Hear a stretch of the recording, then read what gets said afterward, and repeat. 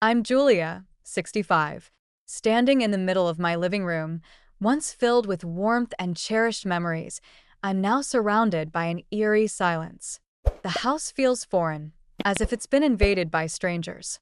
The walls that once echoed with laughter and stories now stand cold and empty.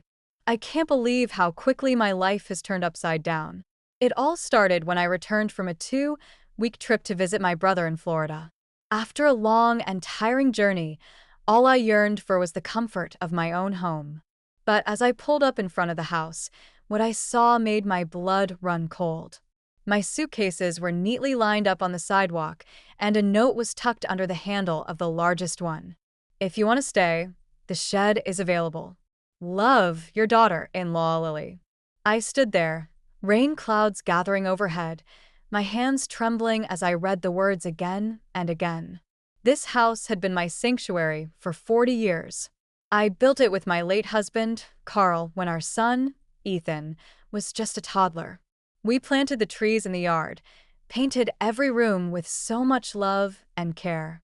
After Carl passed away 5 years ago, I thought signing the house over to Ethan and Lily would give them a stable home. They had just had their first child, Mia, and money was tight. So I did what I thought was right as a mother and a family member. But secretly, I continued to pay the mortgage. I worked part-time at the local library, saving every penny to keep the roof over their heads. Before the taxi drove away, I called the bank to confirm what I already knew. The customer service representative informed me that my automatic payment of $1,900 had gone through as scheduled last month. I should have seen the signs earlier. The subtle jabs about me moving to a retirement community, the way they rearranged the living room without asking me, and the looks they exchanged when I mentioned redecorating the kitchen. Small things that, in hindsight, were huge red flags. The shed door was unlocked. Inside, a small cot was placed against the wall, and my clothes were hanging on a makeshift rack. My books and photo albums were stacked in cardboard boxes labeled Julia Stuff in Lily's handwriting. I sank onto the cot, the cold ground beneath my feet. Through the tiny window, I could see the house where I'd raised my son, mourned my husband, and now, it seemed, lost my place in my own family.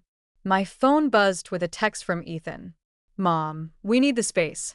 Lily has been wanting a home studio for ages. The shed has all you need. Don't make this hard." As if I was the problem. I thought of all the sacrifices I'd made for him. The nights I stayed up when he was sick as a child, the extra jobs I took to pay for his college, and the countless weekends I spent taking care of Mia so they could have some time for themselves. I didn't reply to his text. Instead, I called my best friend, Sarah. "Julia, what's wrong?" she asked immediately, sensing the distress in my voice. "I need a place to stay. They've put me in the shed," I managed to say, the words choking me. Sarah didn't ask for details. "I'll be there in 15 minutes, she said. As I waited for Sarah, sitting on that flimsy cot surrounded by the remnants of my life, I made a decision. I wasn't going to be a doormat anymore. I was Julia, a strong woman who had overcome the loss of her husband, and now I would fight for what was rightfully mine. Sarah's spare room was a haven. It had a real bed and windows that let in the sunlight. After a week at a budget motel, I was grateful to have a place that didn't charge by the night. "You can stay as long as you need," Sarah insisted, placing a cup of tea in front of me. I started thinking about how things had changed. After Carl's death, I'd become more and more invisible to Ethan and Lily. They took over the house, dismissing my opinions and pushing me to the sidelines. I realized they'd been taking advantage of my kindness. One day, Sarah told me that she'd heard from a mutual friend that Ethan and Lily were planning to sell the house to buy a bigger one in a fancy neighborhood. I was devastated. All my years of hard work, love, and sacrifice were about to be sold off to strangers. Sarah suggested I stop paying the mortgage and talk to her cousin, Tom, a lawyer who specialized in elder rights. At first, I was hesitant. I was worried about my credit and the legal consequences. But as I thought about it more, I knew I had to stand up for myself. Tom reviewed my mortgage statements and was shocked. "You've been paying for a house that's not in your name while they live their rent, free, and plan to sell it? This is absurd," he said. He told me that my financial contributions could be considered a verbal contract, and I might have legal options.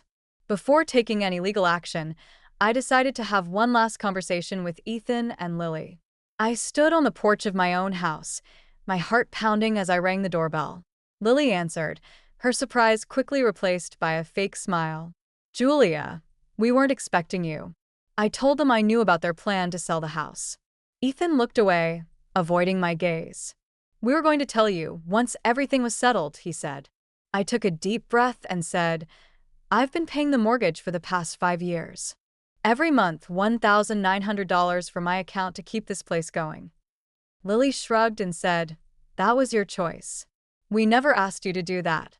I was furious. "I did it because I love you and wanted to help. But it seems like my 40 years here mean nothing to you." Ethan just said, "Mom, you signed the house over to us. It's our property now." I looked at them, my eyes filled with anger and disappointment. "I've stopped the mortgage payments. If you want to sell the house, you'll have to pay for it yourselves." Ethan's face turned red. "You can't do that. Our credit will be ruined." I replied calmly, "Well, it seems like you've already ruined our family." With that, I turned and walked away. After that confrontation, I started gathering evidence of my mortgage payments. The bank called me and invited me to discuss the situation. A kind-faced banker named Mark explained to me about an equitable lien. Because I'd been consistently paying the mortgage, I might have an interest in the property even though my name wasn't on the title. This gave me a glimmer of hope. Encouraged by this news, I took another step. I saw a help wanted sign at a local diner, Rose's Diner. I applied for the job. When I told Sarah, she raised her eyebrows. "You want to be a waitress at your age?" I reminded her, "I worked as a waitress in college and I need my own income and a life of my own." 2 days later, I started my new job. It was tiring, but the tips I earned were mine and I felt a sense of pride and independence. One day, Ethan showed up at the diner. "Mom, can we talk?" he asked, his voice softer than I'd heard in years. I led him to a corner booth. He told me that the bank had informed him about the lien, and their credit score was dropping rapidly. They were in trouble and needed me to lift the lien and resume the payments until they could sell the house. I looked at him, seeing a stranger in the face of my son. "And what do I get in return?" I asked. He said, "We'll make sure you're taken care of in a senior home." I interrupted him. "I'm not interested in being taken care of. I've taken care of myself and you for a long time." He pleaded, "Mom, be reasonable. You can't work here forever." I replied, "I'm 65 and I'm doing just fine." He then asked, "What do you want? A share of the sale?" I looked him straight in the eye and said, "I want my home back." He laughed nervously. "That's impossible. We've already made an offer on another house." I said, "That's not my problem. You've been taking advantage of me for too long." My break was almost over. I told him, "I'll think about it, but I need something in writing from you and Lily. Meet me at Tom's office tomorrow at 3 p.m. The next day at Tom's office, Ethan and Lily arrived looking formal. Tom presented my proposal. I would resume the mortgage payments, but they would sell the house to me at the remaining mortgage balance. Ethan's face turned red with anger. "You can't do this. The house is legally ours." Tom pointed out the lien, which made any sale complicated. Lily threatened to get their own lawyer. I knew they were in a tight spot. Their credit was already damaged, and the legal process would take time. After a while, they returned, their faces grim but resigned. "We'll accept your offer," Ethan said stiffly. It took 3 months of legal paperwork and tense exchanges, but finally, the house was mine again. The first night back, I couldn't sleep. I walked through each room, touching the walls, remembering all the memories. It was a bittersweet homecoming. Ethan and I still have a long way to go in our relationship. He hasn't fully understood what he did wrong, but he came to me, which was a start. And as I sit on my porch, watching the sunset, surrounded by friends who have stood by me, I know that I've reclaimed my life. I'm Julia, and I'm ready to embrace the future on my own terms.